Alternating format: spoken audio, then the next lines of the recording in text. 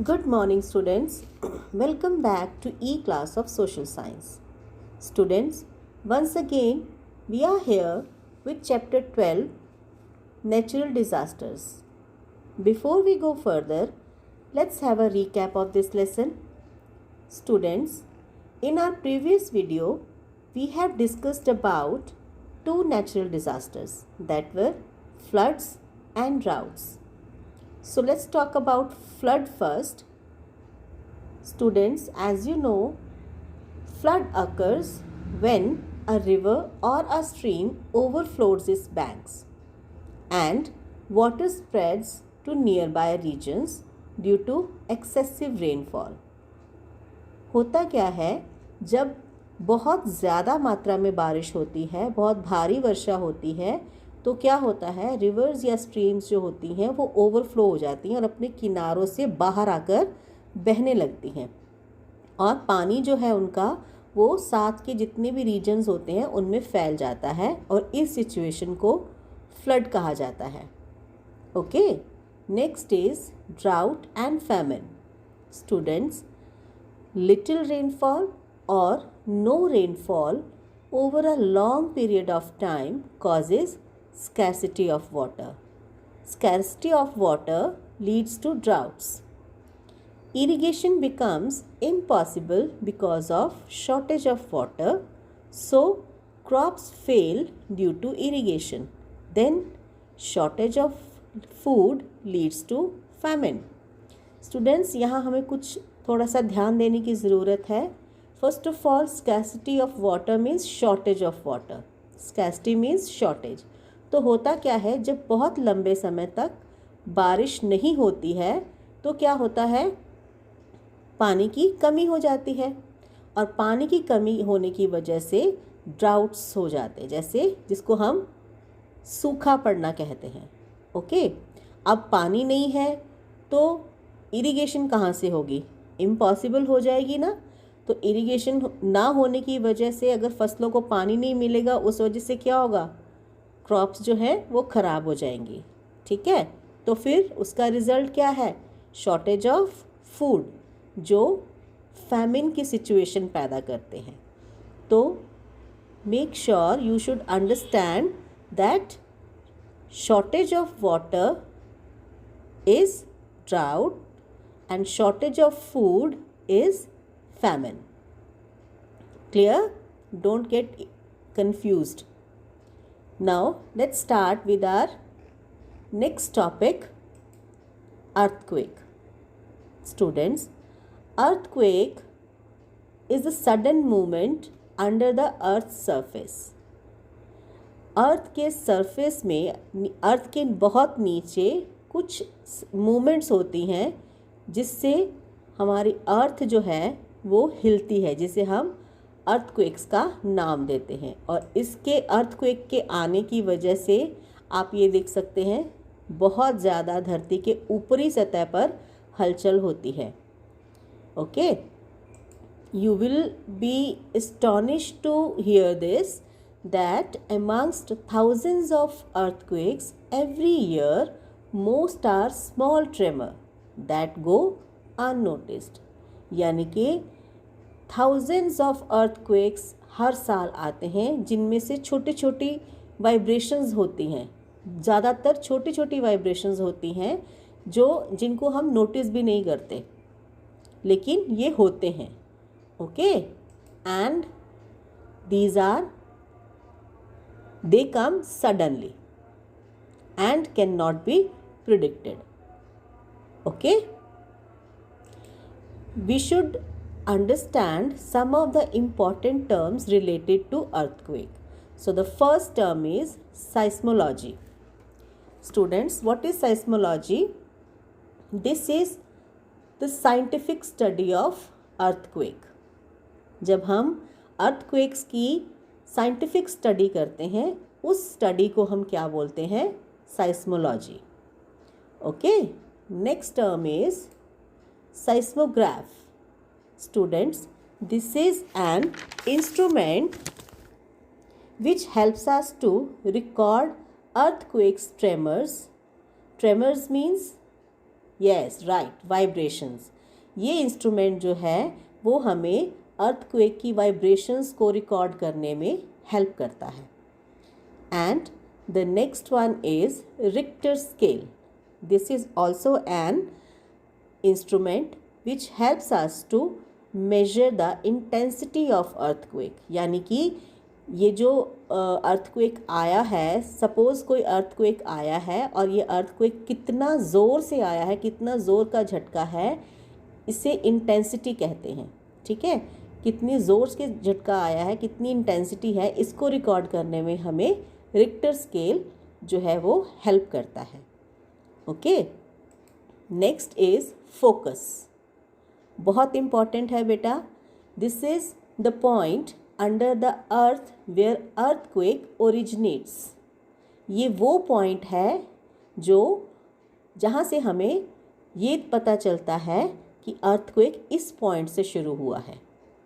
इसको फोकस कहा जाता है। जहाँ जिस पॉइंट से अर्थक्वेक स्टार्ट होता है उसे हम फोकस कहते हैं।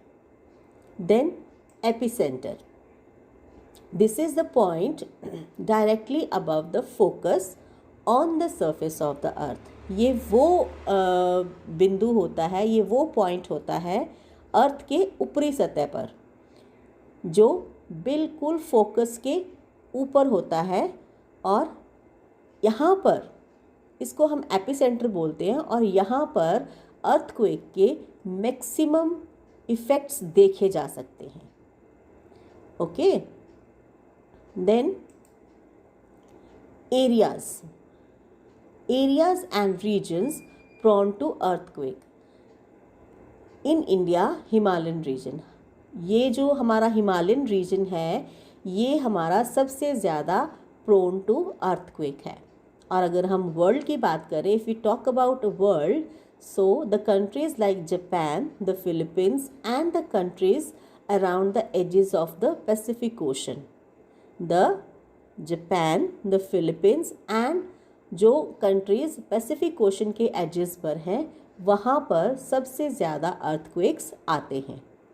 Okay, so earthquake can lead to, earthquake की वजह से क्या हो सकता है? Avalanches. Avalanches means a very large amount of snow that slides quickly down to the side of a mountain. यानी कि जो बर्फ़ के पहाड़ हैं वहाँ से जो बर्फ़ है बहुत तेज़ी से नीचे की ओर गिरनी शुरू हो जाती है। किसकी वजह से? यस, अर्थक्वेक की वजह से। ठीक है, इसी तरह से लैंडस्लाइड्स। अब वो तो ऊंचे पहाड़ हैं और वहाँ से बर्फ़ गिर रही है। जो पहाड़ नीचे हैं वहाँ से जब पहाड़ नीचे गिरेगा तो उसको हम लैंडस्लाइड बोलते हैं। Okay, then comes tsunamis. Tsunamis also occur due to earthquake. क्योंकि धरती पर हलचल हो रही है तो उसकी वजह से ओशंस और सीज में भी हलचल होती है, so the tsunamis come. Okay, what else can occur? We can see here blizzards or we can call it snowstorms. बर्फ़ का तूफ़ान आ सकता है। Then टोर्नेडो और डस्ट स्टॉर्म हो सकते हैं। टोर्नेडो को डस्ट स्टॉर्म भी कहा जाता है। देन वोल्केनिक इरप्शंस हो सकती हैं। देन फॉरेस्ट फायर, अर्थक्वेक की वजह से फॉरेस्ट फायर भी हो सकता है।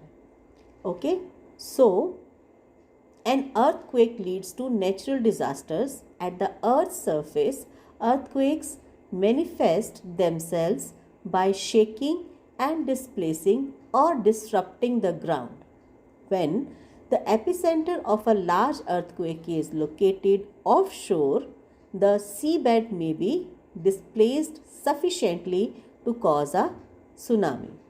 Earthquakes can also trigger landslides and occasionally volcanic activities and avalanches. Now, which precautions we should take to be safe from earthquake? First of all, get out of the building, whether home, school और office, जहाँ पर भी हैं, अगर आपको earthquake का झटका महसूस हो रहा है तो झट से उस बिल्डिंग से, चाहे वो आपका घर है, स्कूल है, ऑफिस है, कहीं पे भी हैं, आप बिल्डिंग से बाहर आ जाएं। Then use stairs and not lift to leave the building. अगर बिल्डिंग ऊंची है और लिफ्ट से आना जाना होता है तो we should avoid lift. Lift use नहीं करनी है, हमें कहाँ से आना है, स्टेयर्स यूज़ करनी है। Stay away from buildings, trees and power lines. Then in case unable to leave the buildings, sit under a heavy table. अब सपोज़ बिल्डिंग जो है उसके वहाँ से निकलने के सारे रास्ते बंद हो गए हैं और आप फंस गए हैं अंदर, तो क्या करें? घबराना नहीं है, कोई हैवी सी चीज़ जैसे हैवी टेबल कोई ढूंढ के उसके नीचे हम बैठ सकते हैं। Okay, so these are the precautions we should take when an earthquake occurs. So I think you all have understood about the earthquake. Shall we go to the next point? Next disaster is cyclone. Students, these are violent storms that form on an ocean and seas and cause destruction as they reach the shore. अब ये जो cyclones हैं, ये storms हैं, violent storms हैं जो oceans या seize में आते हैं, और जब ये ओशन और सीज़ में से शुरू होते हैं और जब धीरे धीरे जब ये सी शोर की तरफ पहुंचते हैं तो बहुत भारी नुकसान करते हैं। Okay, these are accompanied by heavy showers and high speed winds. As you can see in this map, we have cyclone prone areas. जितने भी कोस्टल रीजन्स हैं आप वहाँ पर देख सकते हैं, कोस्टल रीजन पर ये साइक्लोन्स का खतरा ज़्यादा बना रहता है। So these are West Bengal, Odisha, Andhra Pradesh, Tamil Nadu, Maharashtra and Gujarat. Students, if you remember, in January 4, 2020, yes, the same year, we had experienced a cyclone named Amphan. इस साइक्लोन ने वेस्ट बंगाल में बहुत ज़्यादा तबाही मचाई। So, here only we have to listen the precautions to be taken when a cyclone comes. Students, we should listen to radio or watch TVs for warning and advice. Then, if possible, we should move to a safe place before the cyclone hits the area. We must store food and drinking water. Then, we have to make a list of emergency numbers and stay away from seas and oceans. I think you all have understood the natural disasters, and here only we conclude the lesson. So, natural disasters cause damage to life. They have the capacity to destroy large areas at a time with life and property. So, we must try to maintain the balance of nature. And how can we maintain the balance of nature? There is only one way, that we need to plant more and more trees. So, this much for now. Thank you. Have a nice day.